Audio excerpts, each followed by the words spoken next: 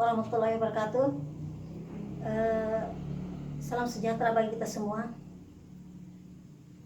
Apa kabar anak-anakku? Semoga pada hari ini kalian sehat semua. Pada hari ini Ibu berkesempatan menyampaikan beberapa materi-materi lagi, yaitu materi jurusan sejarah. Dimana jangan lupa tolong diperhatikan setiap informasi yang ada dalam tayangan di bawah ini, baik itu gambar, peta, tokoh-tokoh, tayangan video, maupun informasi yang disampaikan. Dan jangan lupa setelah selesai tayangan ini ada beberapa soal-soal yang harus kalian kerjakan, baik itu perorangan maupun individu. Terima kasih. Semoga kalian memperhatikannya.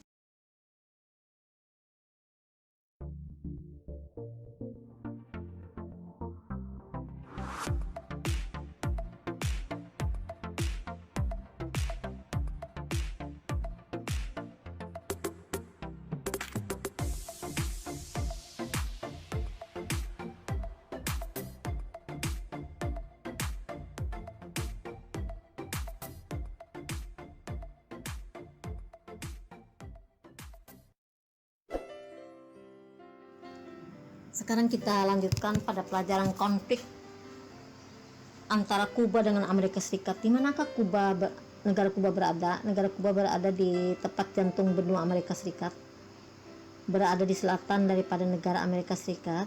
Nah, apa ibu kota daripada Kuba? Ibu kota Kuba adalah Havana. Ya, pimpinan yang paling populer yaitu Fidel Castro.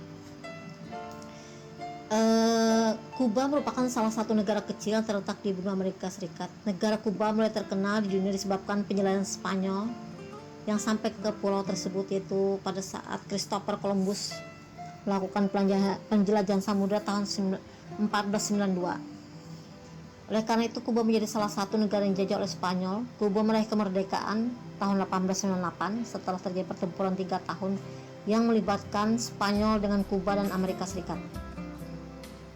Namun kemerdekaan resmi Kuba tahun 1902, meskipun dengan adanya amandemen Platt yang memberikan kebebasan bagi negara Amerika Serikat, mulai sejak itu pengaruh Amerika Serikat mulai tertanam di Kuba.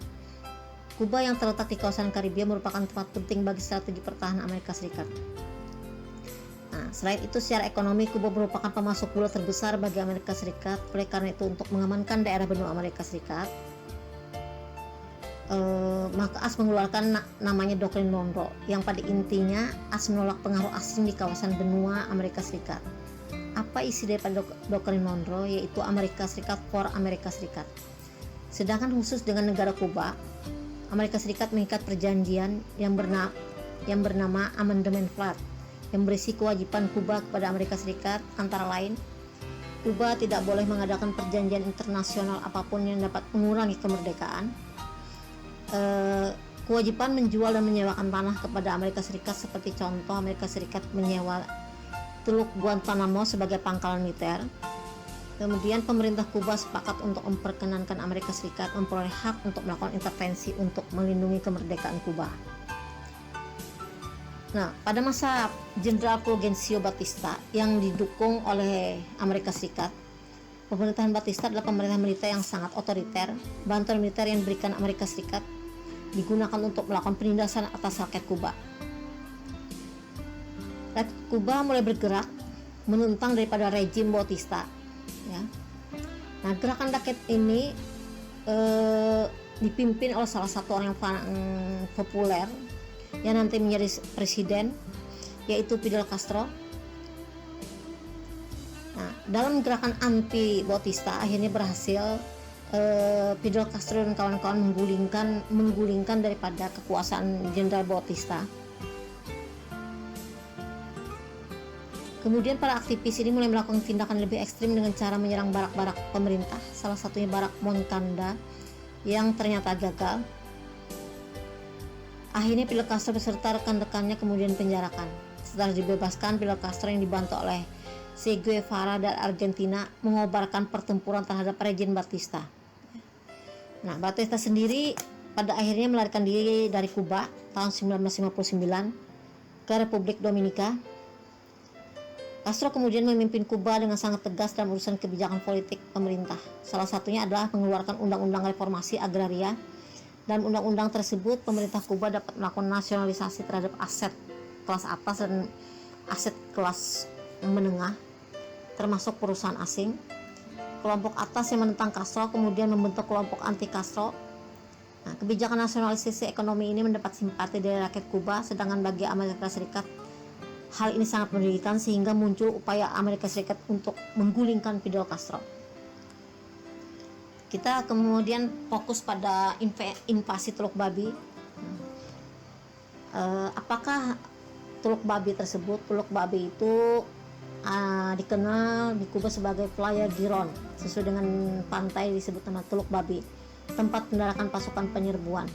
Ada sebuah pendaratan yang direncanakan dan didanai oleh Amerika Serikat dan dilakukan oleh orang-orang Kuba di pembuangan di Kuba Barat Daya untuk menggulingkan pemerintahan Fidel Castro pada tahun 1961. Peristiwa ini menandai klimaks anti Kuba oleh Amerika Serikat. Ketegangan as Kuba telah bertumbuh sejak Castro menggulingkan rejim diktator. Ini menyebabkan ketidaksukaan bagi Amerika Serikat merupakan diktator militer sayap kanan, yaitu Jenderal Fulgencio Batista yang didukung Amerika Serikat pada 1 Januari 1959. Nah, pemerintahan Eisenhower dan Kennedy telah menilai bahwa pergeseran Castro kepada Uni Soviet yang berhaluan komunis tidak bisa diterima, dan karena itu mereka berusaha menggulingkannya. Namun invasi ini gagal total, ternyata menjadi noda internasional bagi pemerintahan Kennedy. Sejujurnya Castro tidak pernah berkeinginan merubah Kuba menjadi sebuah negara komunis, tapi karena antisipasi daripada Amerika Serikat atau ketidaksukaan Amerika Serikat terhadap Fidel Castro dan kawan-kawan, pada saat Fidel Castro meminta bantuan untuk mengatasi konflik yang ada di Kuba, ternyata pihak pemerintah Amerika Serikat, yaitu Eisenhower maupun Kennedy, merespon dengan dingin pada saat Fidel Castro meminta bantuan. Nah, akhirnya Fidel Castro merasa tidak enak hati. Dia beralih pemikiran meminta bantuan kepada pihak Uni Soviet, di mana Uni Soviet merespon dengan sangat positif. Pada saat itu Uni Soviet dikuasai yaitu Nikita Khrushchev. Apa kata Nikita Khrushchev? Fidel Castro boleh meminta bantuan, tapi dengan satu syarat: apabila konflik di Kuba selesai, maka Fidel Castro harus bersedia menjadikan Kuba berhaluan komunis. Berhasilkah pengendalian atas Kuba ini? Ternyata atas bantuan daripada Uni Soviet, Fidel Castro berhasil mengembalikan Kuba dalam keadaan tenang. Nah, sampai hari ini Kuba masih berhaluan komunis, akan tetapi Fidel Castro sudah turun dari kekuasaan, digantikan oleh adiknya, yaitu Raul Castro. Apa reaksi daripada Amerika Serikat setelah mereka mengetahui bahwa Fidel Castro berubah haluan ke arah komunis? Nah, oleh pihak Eisenhower maupun Kennedy, ini merupakan satu kasus yang sangat buruk bagi Amerika Serikat dalam pengambilan keputusan. Khususnya orang-orang Amerika Serikat Kuba memandang masalah sebagai keputusan kebijakan oleh pemerintah Kennedy untuk menyingkirkan para pelayan Kuba yang mengganggu, dan pandangan ini menimbulkan akibat yang berkepanjangan dan yang kini menguntungkan Partai Republik. Dalam perdebatan Dewan Keamanan PBB, upaya Kuba untuk mengutuk sebagai agresor gagal karena veto Amerika Serikat. Nah, demikianlah informasi tentang Kuba. Mudah-mudahan dapat dimengerti. Assalamualaikum warahmatullahi wabarakatuh.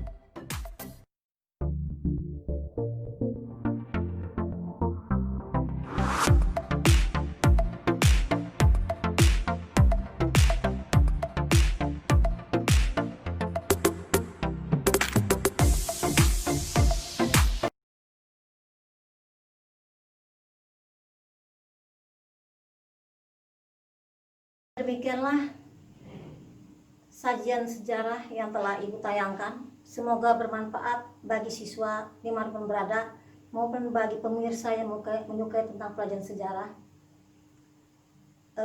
Setiap apapun salah dan hilap mohon dimaafkan karena tidak ada manusia yang sempurna. Semoga bermanfaat. Terima kasih atas perhatiannya. Selamat berjumpa kembali di lain waktu. Assalamualaikum warahmatullahi wabarakatuh.